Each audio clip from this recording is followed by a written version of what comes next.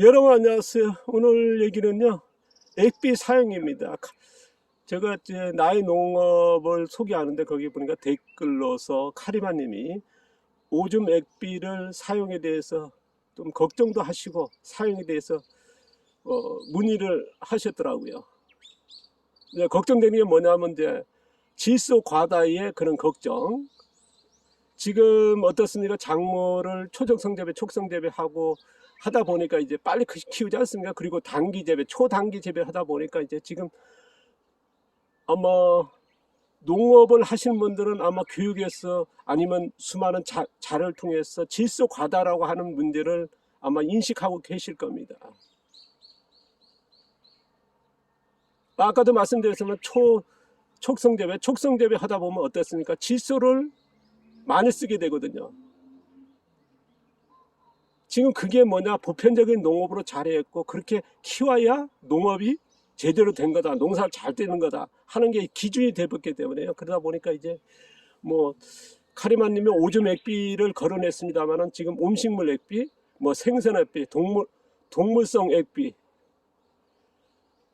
뭐 개분 액비, 우분 액비, 돈분 액비, 뭐 수많은 청초 액비, 농가들이 이제 만들어 쓰고 있거든요. 그리고 뭐 어떻습니까? 미생물 증식 액비, 미생물 증식하는 거죠.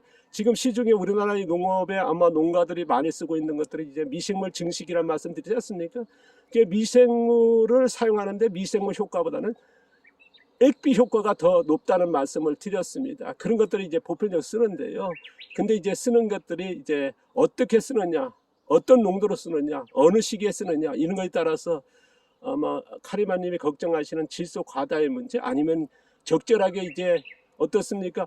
액비 종류는요, 공통적으로 어떻습니까? 빠른 효과를 낼 수 있는 최단계의 효과, 그게 관수가 될 수 있고 아니면 연면 시비가 될 수 있는데요.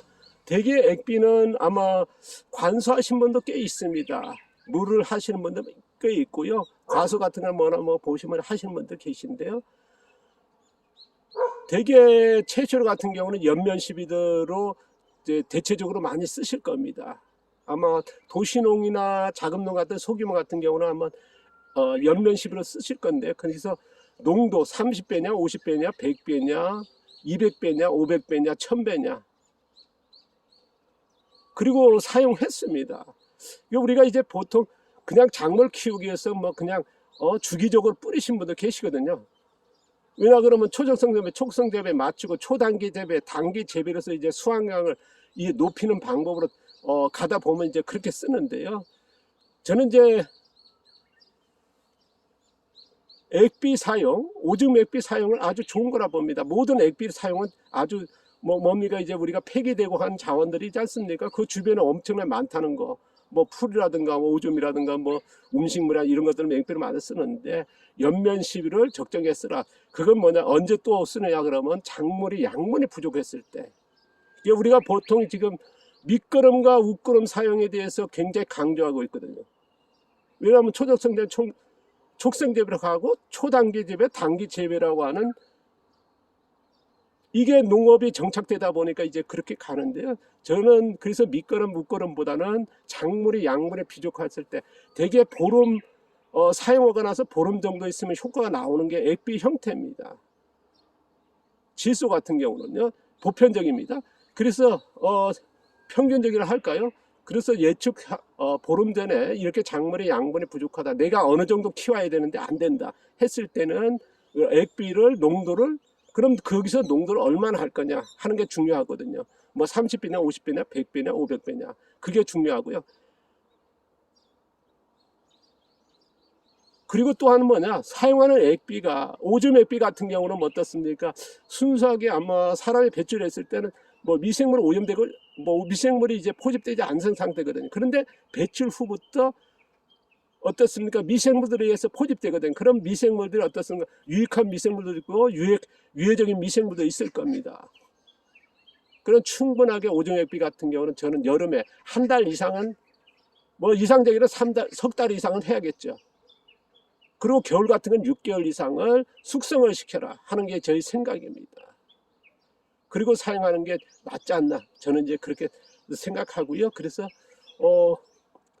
쓰실 때 밑거름과 윗거름이 아니라 덧거름을 쓰시라. 그리고 예측을 하셔가지고요.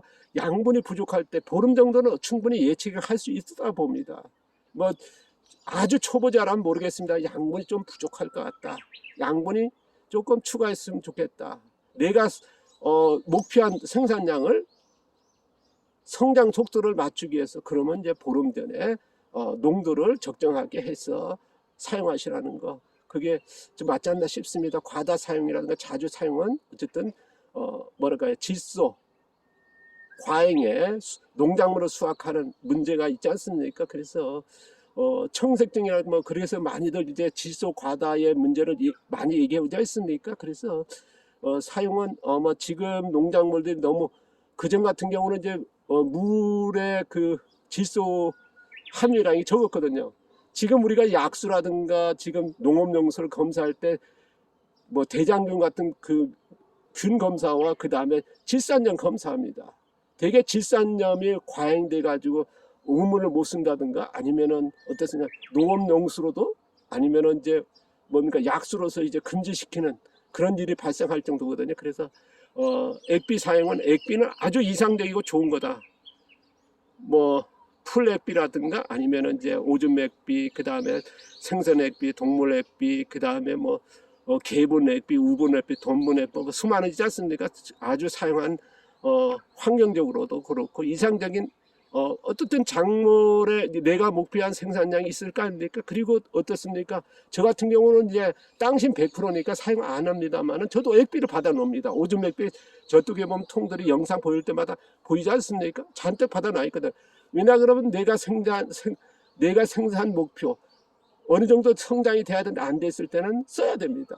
농업은 어쨌든 생산이 돼야 되거든요. 제가 이제 땅심 100%로 지금은 이렇게 양배추를 키워냅니다. 안 됐을 때 같은 경우는 그 액비를 사용하는 게 맞거든요. 왜냐하면 수확은 돼야 되니까요. 농사를 포기하고 뭐 계속 할 겁니까? 거기에서 어떻습니까? 땅심 30%냐, 땅심 50%냐, 땅심 70%냐, 80%냐. 아마 농사를 시작하면 땅심 100% 농사하기는 힘들 겁니다. 그랬을 때에 어떤 비료를 쓸 거냐, 뭐 화학 비료를 쓰는가, 발효탭을 쓸 거냐, 이런 액비 종류를 가지고 이제 쓰는 방법도 되니까요. 그래서 저는 아주 이상적인 사용 방법인데 좀 참고할 건 참고하시란 말씀, 주의할 건 있다는 거 몇 가지 말씀을 드렸습니다. 감사합니다.